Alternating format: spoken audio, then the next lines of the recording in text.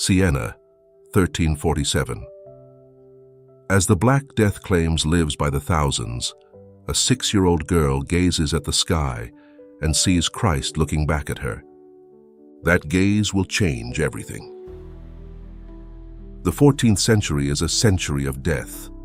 The Black Plague has turned Europe into a massive ossuary. Corpses pile up in the streets because there are not enough hands to bury them. Flagellants roam the roads, whipping themselves until they bleed, convinced that the end of the world has come. In Italy, city-states tear each other apart, while lawless mercenary companies ravage entire villages for a handful of florins. But there is something worse than the plague, worse than war. The Church has abandoned Rome.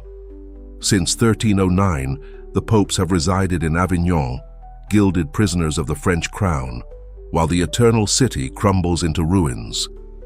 The basilicas of the apostles serve as refuge for bandits.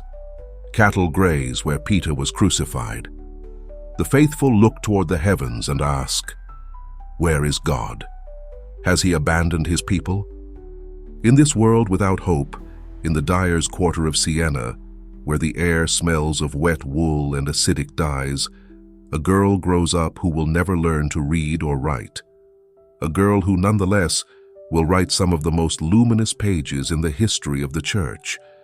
A girl who will bring the Pope back to Rome, who will preach crusades to kings, who will be called Doctor of the Universal Church. Catherine is born on the 25th of March, 1347, the feast of the Annunciation, in the family home on Dyers Street. She is the 24th of 25 children. Her mother, Lapa Piagenti, a woman of iron will who will live to 89 years old, also gives birth to a twin, Giovanna, who will die before completing 1 month. This first contact with death will leave its mark on the little girl's soul. The Benincasa household is a hive of activity. Father Giacomo runs a prosperous dyeing business, and the penetrating smell of wool dyes permeates every corner, every fabric, every conversation. Catherine grows up surrounded by brothers, sisters-in-law, nephews, apprentices, and servants. She is not a withdrawn child. Testimonies from those who knew her describe her as cheerful, talkative, with a contagious laugh and an astonishing ability to win everyone's affection. But at 6 years old, something happens that will split her life in two. Returning home with her brother Stefano, after visiting her married sister, Catherine raises her eyes toward the sky above the church of Santo Domingo, and she stops. There, suspended in the air, she sees a resplendent throne. Seated upon it, Christ dressed in the vestments of the Supreme Pontiff, flanked by Peter, Paul, and John the Evangelist. The Lord looks at her alone, and raising his hand, he blesses her with the sign of the cross. Stefano, who has continued walking, turns around and calls to his sister. Catherine awakens from the ecstasy bathed in tears. When she tries to explain what she has seen, words fail her. But from that instant, something within her has been sealed forever. From that vision onward, the girl begins to seek solitude. She finds a small grotto on the outskirts of the city where she imitates the penances of the Desert Fathers she has heard mentioned in Dominican sermons. She fasts, prays for hours, imposes small mortifications upon herself. At 7 years old, with a maturity that bewilders, she makes a private vow of perpetual virginity, consecrating herself to Christ as his only bride. No one knows, no one suspects.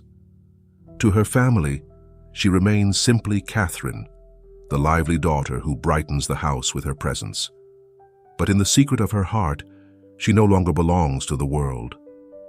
The years pass. Catherine turns 12, then 13, then 14. Her mother begins to speak of marriage. In Trecento Siena, a girl from a good family must marry young, bear children, perpetuate the lineage. Her older sister Bonaventura is given the task of transforming Catherine into a marriageable young woman. And for a time, the adolescent yields. She lets her hair be dyed golden blonde, the color all the rage among Sienese ladies. She learns to walk with grace, to dress with elegance, to behave according to the norms of propriety. But when Bonaventura dies suddenly during a difficult childbirth, Catherine interprets the tragedy as a divine warning. She has betrayed her vow out of vanity. She has played at belonging to the world when she belongs only to Christ. She is 15 when she summons her entire family and speaks the words that will unleash the storm. She will never marry. The reaction is immediate and brutal. Lapa explodes in a fury that will last for months. Her father, a more tempered man, keeps silent, but does not intervene when the family decides to punish the rebel. They take away her room, forcing her to sleep on the kitchen floor alongside the servants. They turn her into a servant to her own brothers, burdening her with the heaviest tasks in the house. They forbid her any moment of solitude, any instant of prayer. If she wants to live like a nun, let her work like a slave. Catherine does not protest. She does not argue. She does not weep. Instead, she builds within herself what she will call her interior cell, a sacred space at the center of her soul where no one can enter, where Christ always awaits her, where no persecution can reach her. While she scrubs floors, while she hauls water, while she endures her sisters-in-law's mockery, she dwells in that invisible sanctuary. One day, Giacomo Benincasa enters the kitchen and sees something that leaves him paralyzed. While his daughter kneels praying beside the hearth, a radiant white dove alights upon her head. The dyer, a practical man not given to fantasies, understands in that instant that he is fighting against God. He summons the family and pronounces the final verdict. No one will disturb Catherine again. Let her serve her heavenly spouse as she pleases. The young woman then receives a small room beneath the stairs, barely a cell 3 paces long. There she will live for the next 3 years in almost absolute solitude, preparing without knowing it for the mission that will shake the foundations of Christendom. 3 years of silence. 3 years in a cell so narrow it barely fits a straw mattress and a wooden crucifix. Catherine is 16 when she closes the door behind her, and 19 when she opens it again. In that time, her body wastes away until it becomes little more than bones covered with skin. She sleeps half an hour every other night, kneeling against the wall to keep from falling into too deep a sleep. She feeds on raw herbs and water, rejecting even bread as an unnecessary luxury. She goes out only to receive communion at Santo Domingo, dragging herself more than walking through the streets of Siena before dawn, when no one can see her. The neighbors who catch a glimpse of her believe they are seeing a ghost. But while her body withers, her soul expands into territories no theologian has ever charted. The visions multiply with an intensity that overwhelms her. Christ visits her as spouse, as teacher, as friend. Mary consoles her as a mother. The saints of heaven converse with her about the mysteries of faith. But the demons also come. Hordes of unclean spirits invade her cell, with visions of naked flesh, with obscene propositions whispered in her ear, with arguments so subtle against God's existence that they make her falter. For weeks on end, Catherine feels nothing but dryness, abandonment, the crushing certainty that God has forgotten her. One day, after a spiritual battle that has raged without respite from midnight until dusk, Christ appears bathed in light. Catherine, exhausted, reproaches him with the frankness that will characterize her entire life.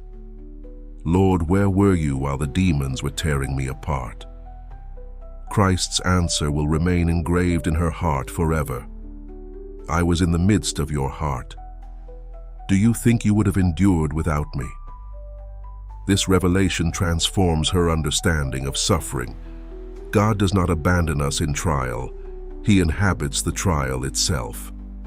In 1363, at 16 years old, Catherine takes a step that scandalizes half of Siena. She requests admission to the Mantellate, the third order of Saint Dominic. These women, who wear the black and white habit of the preachers but live in their own homes, are traditionally respectable widows of advanced age. No young, unmarried woman has ever been admitted. The Mantellate reject her. A girl so young, so beautiful despite her thinness, can only bring scandal to the sisterhood. But Catherine insists with a tenacity that disarms all resistance. When she falls gravely ill, covered with pustules that disfigure her face, the Mantellate finally agree to visit her, convinced she will die soon. They find her radiant with peace, without a trace of self-pity, speaking of Christ as one speaks of a present lover.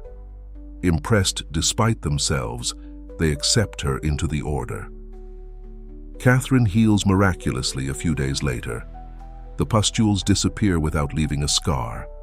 She wears the Dominican habit for the first time and returns to her cell, where she will remain 3 more years in almost complete solitude. The Carnival of 1368 marks the end of her seclusion. While all of Siena surrenders to masks and excess, Catherine experiences the vision that will define the rest of her existence. Christ appears to her accompanied by a heavenly court: the Virgin Mary, the Apostle John, the Apostle Paul, Saint Dominic, and King David with his harp. In the presence of these witnesses, the Lord takes Catherine's right hand and slips a ring onto her finger. It is the mystical marriage, the definitive union between the soul and God. The ring, Raymond of Capua tells us, was made from the holy foreskin of Christ, a relic of the circumcision that symbolizes the covenant between God and humanity. Catherine will see it shining on her finger until the day of her death, though it remains invisible to everyone else. But the nuptial ecstasy comes accompanied by an order that terrifies her. Leave your cell. You will no longer live enclosed. I send you into the world. Catherine protests. She is a woman, ignorant, without letters or position. What can she do in a world dominated by learned and powerful men? Christ's answer tears down all the barriers that medieval society has erected between the sexes. I make no distinction between man and woman, between learned and ignorant. All are equal before me. Go, for I send you not among simple folk, but among princes and prelates. Catherine obeys. At 21, she leaves her cell and enters the world as one enters a battlefield. Her first apostolate is the humblest, the hospitals of Siena, where those sick with leprosy and plague lie abandoned by their own families. Catherine washes their wounds, kisses their disfigured faces, empties their bedpans without showing disgust. A leper named Andrea, known for her venomous tongue, insults her day after day, accusing her of being a hypocrite, of seeking fame at the expense of the wretched. Catherine responds by serving her with even more tenderness, until the old woman, overcome by such charity, dies in her arms, asking for forgiveness. She also accompanies those condemned to death. A young nobleman named Niccolò di Toldo, sentenced to beheading for a political offense, refuses to confess, cursing God and men. Catherine visits him in his cell, speaks to him of divine mercy, promises to be beside him on the scaffold. On the day of the execution, she places the young man's head on the block with her own hands, whispering to him, "Soon you will be in eternal life." When the sword falls, Catherine receives the severed head in her lap with lips still murmuring the name of Jesus. That night she writes to Raymond of Capua a harrowing letter. My soul rested in peace and in a fragrance of blood so sweet that I could not bring myself to wash away the blood that had splashed my garments. Around this extraordinary woman, a circle of disciples begins to form, whom she will call her beautiful brigade. They are men and women of every condition, nobles and artisans, friars and widows, poets and merchants. Many are older than she, some doctors of theology or canon law. But all call her Mama, and she treats them as children, guiding them on the path of perfection with a mixture of maternal tenderness and relentless demands. Among them stands out Friar Raymond of Capua, a learned Dominican who will become her confessor, secretary, and first biographer. This cultured man, trained at the finest universities in Italy, will remain perpetually astonished before an illiterate young woman who teaches him truths about God that he never found in the books of the great masters. Catherine's fame spreads throughout Tuscany like a fire no authority can contain. Rumors precede her, a woman who does not eat, who levitates during prayer, who reads hearts as if they were open scrolls.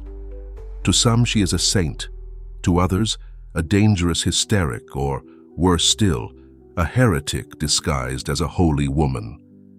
In 1374, the Dominican superiors decide to act. They summon her to the general chapter of the order in Florence, where Italy's sharpest theologians will interrogate her about her doctrine. It is a tribunal disguised as an examination. If Catherine errs in a single answer, if she shows the slightest deviation from orthodoxy, she will be silenced forever. She travels to Florence without fear, accompanied by her beautiful brigade. For days, the doctors assail her with questions about the Trinity, the Incarnation, the sacraments, grace, free will. Catherine responds with a precision that leaves them speechless. This woman, who has never read a theological treatise, articulates the truths of the faith with a clarity that shames those who have spent decades studying Peter Lombard's sentences. The examiners look at one another, bewildered. They find no error whatsoever. They declare her orthodox and assign her an official confessor, Friar Raymond of Capua. What was meant to be a mechanism of control becomes the greatest legitimation of her mission. But the theologians' approval does not silence the murmuring. Some mantellate, eaten away by envy, accuse her of faking her fasts, of hiding food beneath her habit, of seeking worldly glory through false humility. Neighbors in Siena point at her in the street, calling her pazza, mad woman. Clerics who have never seen her preach against her from their pulpits, warning of the dangers of women who presume to teach. Catherine receives the slander as one receives rain, without seeking shelter, without complaining, letting the water soak her to the bone. To those who ask why she does not defend herself, she responds with a smile that unsettles them. If the accusations are false, God will defend me. If they are true, I deserve far worse. That same year, the Black Death returns to Siena, with a virulence surpassing all previous outbreaks. Within weeks, the city loses a third of its population. The hospitals overflow, corpses pile up in the streets because there are not enough gravediggers. 8 of Catherine's brothers die, along with several nephews and beloved disciples. She does not allow herself to weep. She throws herself into caring for the dying with an energy that seems supernatural, working 20 hours a day, washing bodies covered with black buboes, closing the eyes of those who expire in convulsions. When Raymond of Capua falls ill and the physicians give him up for dead, Catherine remains at his bedside through an entire night, fighting in prayer for his life. At dawn, the friar awakens cured. He will always attribute it to a miracle, She will never speak of it. In 1375, the political crisis that has been brewing for decades erupts with unstoppable fury. Florence, fed up with the abuses of the papal legates, forms a league with other Italian cities and declares war on Pope Gregory XI, who continues to govern the Church from Avignon. The conflict is brutal. The pontifical mercenaries, commanded by Cardinal Robert of Geneva, ravage the Tuscan countryside without distinguishing between combatants and civilians.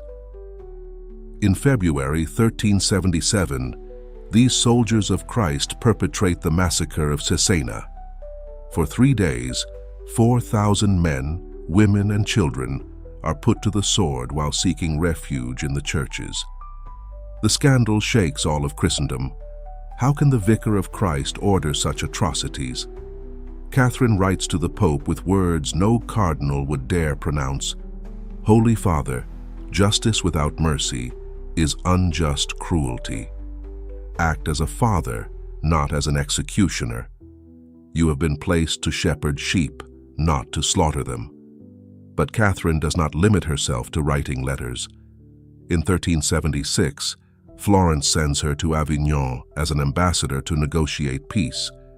It is the first time she leaves Italy, and what she finds on the other side of the Alps horrifies her. The papal court is a spectacle of decadence surpassing her worst fears. The cardinals live in palaces rivaling those of secular princes, surrounded by servants, jesters, and women of dubious reputation. Simony is practiced openly. Ecclesiastical offices are bought and sold like merchandise in a bazaar. The obscene luxury of the prelates contrasts brutally with the misery of the faithful, who come from all over Europe seeking indulgences. Catherine enters this world of silk and corruption, dressed in her rough tertiary habit, without jewels, without retinue, without credentials beyond her reputation for holiness. The courtiers regard her with a mixture of curiosity and contempt. Who is this Italian peasant woman who presumes to speak with the Holy Father? Gregory XI receives her in private audience. He is a man of 50, ill, overwhelmed by the weight of a tiara he never desired. Catherine wastes no time on diplomatic courtesies. She tells him what no one dares to tell him, that he must abandon Avignon and return to Rome, that the Church is dying of shame while her shepherd lives exiled among foreigners, that the stench of the curious sins reaches all the way to the throne of God. Gregory listens in silence, pale, his eyes moist. When Catherine finishes, he asks her a question that no one else at court knows. How do you know I made a vow to return to Rome? The Pope has never revealed that secret vow to any living soul. Catherine responds simply, I know because God has shown it to me. Fulfill your promise, Holy Father. Do not be afraid of those who threaten you. God is stronger than all your enemies. The peace negotiations fail. Florence, distrusting the papal intentions, withdraws Catherine as mediator and accuses her of having favored the Pope's interests. But the main mission has succeeded. On the 13th of September, 1376, Gregory XI leaves Avignon despite the tears of his aged father, despite the threats of the French cardinals, despite the terror Rome inspires in him, a city he has never seen and imagines filled with ruins and bandits. On the 17th of January, 1377, the Pope enters the Eternal City. The Roman people receive him with a jubilation not seen in 70 years. The bells of every church ring without ceasing. The papacy has come home. Catherine is not present at the triumphal entry. She has returned to Siena, exhausted from months of diplomatic tension. But her work is done. She has returned the Pope to Peter's tomb. She has fulfilled the mission Christ entrusted to her that carnival night in her small cell. Or so she believes.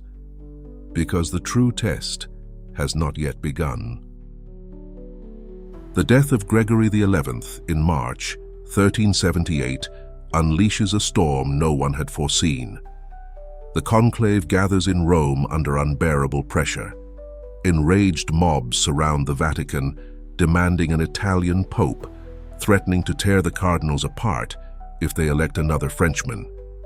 In this climate of terror, the purple-clad prelates hastily choose Bartolomeo Prignano, Archbishop of Bari, who takes the name Urban VI. At first, Catherine rejoices. Finally, a reforming pope, a man who promises to cleanse the curia of simony and nepotism. But she soon discovers that Urban is a volcano of uncontrollable rage. He insults the cardinals in public, calling them imbeciles and traitors. He threatens to strike them. He humiliates ambassadors from powerful kingdoms. His reforming zeal mingles with a cruelty that horrifies even those who desire reform. The French cardinals, terrified and resentful, flee Rome in the height of summer. In September, gathered at Fondi under the protection of Queen Joanna of Naples, they declare Urban's election null, claiming it was made under duress. Immediately after, they elect a new pope, Robert of Geneva, the cardinal responsible for the massacre at Cesena, who takes the name Clement VII and establishes his court in Avignon. The Great Western Schism has begun. Christendom splits into two irreconcilable halves. France, Scotland, Castile, Aragon, and Naples recognize Clement. England, the Germanic Empire, Flanders, Hungary, and most of Italy remain faithful to Urban. Bishops do not know whom to obey. The faithful wonder if their sacraments are valid. Religious orders divide, Dominicans against Dominicans, Franciscans against Franciscans. There are two popes, two curias, two lines of bishops, two churches excommunicating each other. Catherine contemplates this disaster with a torn heart. Everything she has fought for, everything that seemed won with the papacy's return to Rome, crumbles in a matter of months. But she does not waver for an instant about where the truth lies. Urban VI, however terrible his temperament, is the legitimate pope. He was validly elected before any coercion, and the cardinals recognized him as such for months before rebelling. The schism is not an error made in good faith. It is a betrayal driven by ambition and fear. Catherine takes up her pen and writes with a holy fury that sets the parchment ablaze. To the schismatic cardinals, she says, "You have acted like rotten limbs, reeking of misery throughout the world. You are fetid flowers, spreading the stench of death. To Queen Joanna of Naples, protector of Clement, you have embraced the lie, abandoning the truth. You have taken the devil as your spouse. To the princes who doubt which obedience to follow, do you not see that you are dividing Christ's seamless garment? Do you not see that you are crucifying him again?" But Catherine does not limit herself to condemning the schismatics. She also writes to Urban VI with a frankness bordering on recklessness. She acknowledges his legitimacy, but does not hide her horror at his methods. "Holy Father," she tells him, "temper somewhat those sudden impulses that nature inspires in you. Let not your zeal for justice drown your mercy. The Church needs a shepherd, not a tyrant. Moderate your anger, for anger blinds the understanding and makes discernment impossible." Urban reads these letters and miraculously takes no offense. In this choleric pope, there is something that recognizes truth when he hears it, even if he is incapable of applying it. In November 1378, he summons Catherine to Rome. She obeys, though she knows this journey will be her last. Her body, devastated by decades of extreme fasting, barely functions. She cannot walk without support. She cannot keep down solid food. Every step is agony, but her spirit burns more intensely than ever. If she must die, she will die in Rome, beside Peter's tomb, fighting to her last breath for the unity of the Church. In Rome, Catherine settles in a modest house near the Basilica of Santa Maria sopra Minerva. Every morning, before dawn, she drags herself to St. Peter's to pray before the mosaic of the Navicella, the boat of the apostles battered by the storm while Christ sleeps. That image becomes her obsession. The Church is that boat, shaken by winds threatening to sink it, while so many of her children sleep or, worse still, drill holes in the hull from within. Catherine spends hours prostrate before the mosaic, pleading with tears that Christ awaken, that he calm the storm, that he save his people. It is during these Roman months that she dictates her masterpiece. The dialogue of divine providence is born in extraordinary circumstances. Catherine enters ecstasy and remains so for hours, sometimes entire days, while her secretaries feverishly transcribe the words flowing from her lips. She does not compose. She receives. She does not draft. She transmits. The result is a mystical treatise of abyssal depth, a conversation between the soul and God the Father that addresses the loftiest mysteries of faith with a clarity that astounds theologians. The doctrine of the bridge, which presents Christ as the only path between earth and heaven. The cell of self-knowledge, that interior space where the soul simultaneously discovers its own wretchedness and God's infinite mercy. Tears, classified into 5 degrees according to the love that produces them. The blood of Christ, an obsessive theme running through the entire work, presented as the price of our redemption and the wine that intoxicates souls with love. In January 1380, while praying at St. Peter's, Catherine experiences a vision that will leave her paralyzed. She sees the boat of the Church, represented in the Navicella mosaic, descend from heaven and fall upon her shoulders with a crushing weight. She feels the bones of her spine breaking under the burden. From that moment on, she cannot move her legs. The doctors find no physical cause for the paralysis. Catherine knows what it means. She is bearing upon her own body the weight of the Church's sins, offering her flesh as a victim for the unity of God's people. For 3 months, she lies in her bed unable to move, suffering pains that no medicine relieves.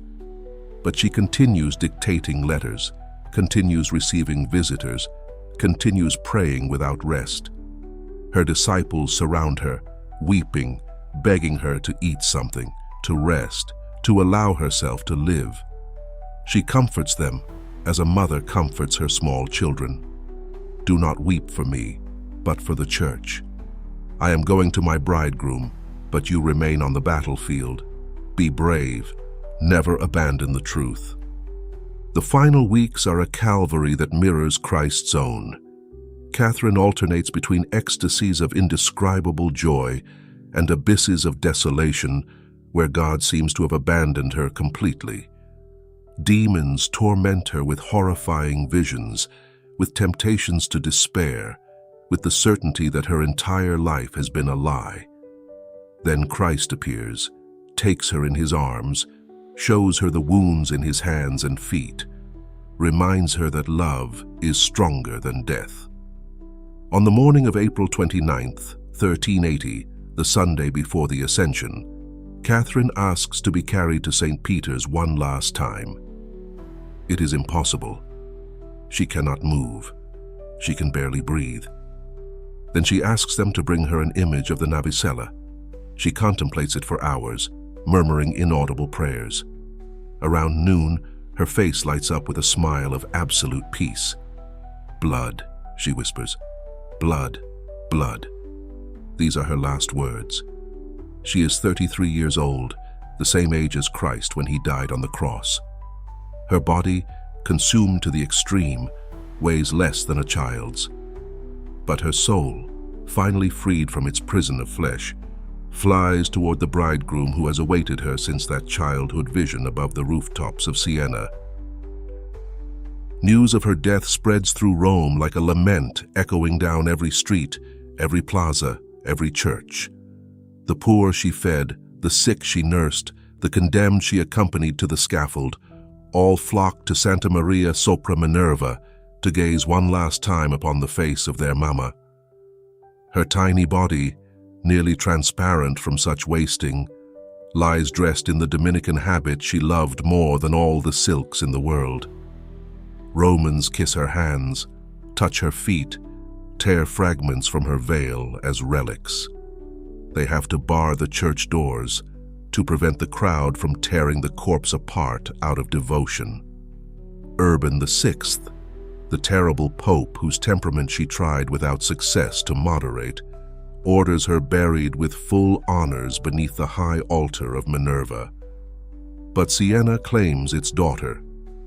Years later, in an operation bordering on sacred theft, the Sienese managed to transfer Catherine's head to the Basilica of San Domenico, where it remains to this day, incorrupt, visible behind the glass of a silver reliquary, her features serene as one who eternally contemplates the face of her spouse. The great schism that tormented her so will continue to tear Christendom apart for another 40 years. There will be moments when 3 popes simultaneously dispute Peter's tiara. But the seeds Catherine planted will slowly germinate in the bloodied soil of the Church. Her letters, nearly 400 of them, circulate throughout Europe, copied again and again by devoted hands. Princes and beggars read them seeking light in times of darkness. Her dialogue becomes a manual of spirituality for generations of souls thirsting for God. Raymond of Capua, faithful to the end, writes the Legenda Major, the biography that will preserve her memory for posterity. In 1461, less than a century after her death, Pope Pius II, himself a Sienese, raises her to the altars. Siena erupts in celebrations lasting weeks, torchlit processions, pealing bells, tears of joy. The dyer's daughter is officially a saint, but the Church will take centuries to recognize the magnitude of her genius. In 1866, Pius IX declares her co-patron of Rome, placing her alongside Peter and Paul as guardian of the Eternal City. In 1939, as Europe hurtles toward another world war, Pius XII proclaims her co-patron of Italy alongside Francis of Assisi, the mystic of Siena and the poor man of Assisi, the 2 pillars of Italian spirituality. In 1970, Paul VI takes the definitive step. He declares Catherine a doctor of the Universal Church, only the second woman to receive this title after Teresa of Avila. A woman who never learned to read or write is recognized as a teacher of the faith for all Christendom. Finally, in 1999, John Paul II names her co-patron of Europe alongside Bridget of Sweden and Edith Stein, 3 women representing 3 different eras, but the same fire of love for Christ and His Church. What does this dyer's daughter from the 14th century have to say to the 21st century world? Everything. Absolutely everything.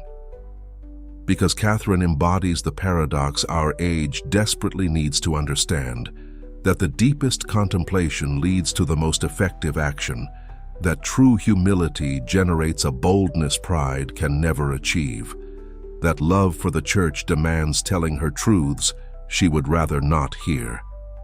She loved the Church with a spouse's passion and criticized her with a prophet's frankness.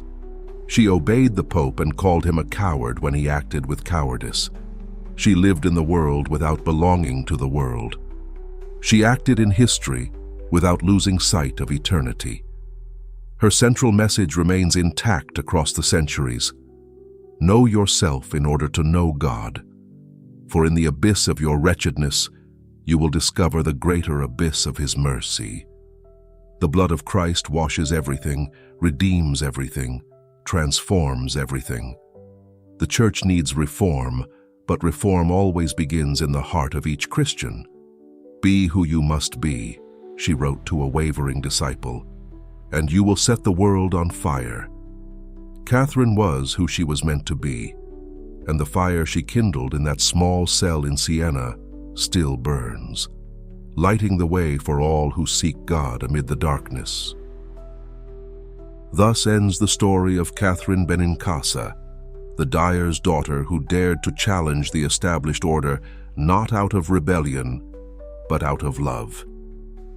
A woman who found in the cell of her heart the strength to confront popes and princes, who transformed her physical frailty into unstoppable spiritual power, who proved that God's voice needs no academic titles nor positions of power to make itself heard. In a world that confuses noise with authority and success with holiness, Catherine reminds us that true influence is born from intimate encounter with Christ, that the most lasting reforms begin in the silence of the soul, that loving the Church means loving her enough to demand that she become what she is called to be. Today, when so many voices cry out for change and so many hearts feel orphaned of shepherds, the daughter of Siena whispers to us from eternity, "Do not be afraid. Enter your interior cell, discover who you must become, and then, only then, go forth and set the world on fire." Saint Catherine of Siena, Doctor of the Church and Patron of Europe, pray for us.